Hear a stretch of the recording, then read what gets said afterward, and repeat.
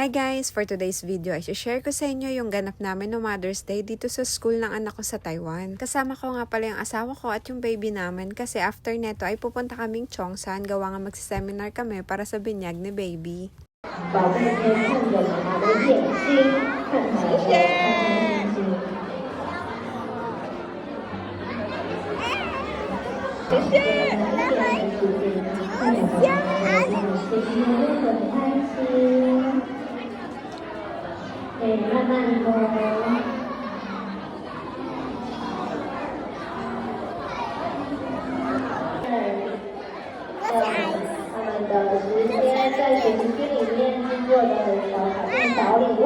Turn siya, wait your turn. 那个是 ice。 Wow, 谢谢. You made that? Yeah. Oh, thank you.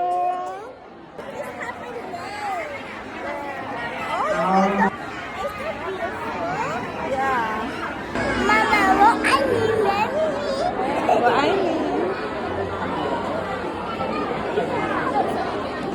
After nga ng event sa school ay dumiretso na kami dito sa may Cheongshan. At tignan nyo naman kapag weekdays dito ay konti lang talaga yung makakasalubong mong Pinoy. Pero kapag Saturday and Sunday, nako ang dami talaga para ka lang din na sa Pilipinas. Eto nga po pala yung steps na ginawa ko para makapagpa-schedule ako ng binyag dito sa may St. Christopher. Una po ay pumunta muna ako and then nagsabi ako na magpapabinyag ako. Ang requirements nga po pala na dapat nyong dalhin ay yung birth certificate ng bata. If kasal po kayo, hihingan din kayo ng marriage contract. Balik tanaw lang ako dati dito sa Poya, as in wala pa yan. Puro lang mga nagtitinda ng mga kung ano-ano dyan, mga panty, yung mga short, mga nakahang pa yan kasi close pa yan, ongoing construction pa lang. Tapos may mga nagtitinda dyan ng kung ano-ano talaga yung mga luggage, yung mga sapatos. Tapos ngayon ang ganda ng tingnan. Okay, back to the story po. Ayun, nakapagpasa na po ako ng requirements na kailangan and then nagsabi na po ako kung anong date ako magpapabinyag and then sabi po tatawagan na lang ako kung available si father sa schedule na yon. And then bago nga po pala yung binyag ay may seminar yung mga magulang. Sa amin nga po pala May 9 yung schedule ng binyag and then sabi po nila May 8 daw po yung seminar namin.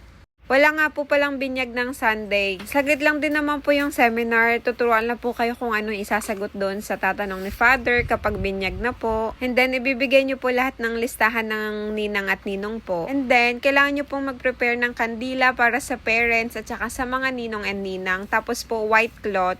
Kasi kailangan nyo pamunas kay baby kapag bibinyagan na po siya. Wala naman po kaming binayaran para sa binyag pero nagbigay lang po kami ng donation para kay Father para sa time na nilaan niya sa amin. Yung address nga po pala ng Catholic Church dito sa Cheongshan ilalagay ko po sa description box. Comment down below po kapag may mga tanong kayo. Kapag kaya ko pong sagutin ay sasagutin ko. Thank you for watching. Bye-bye!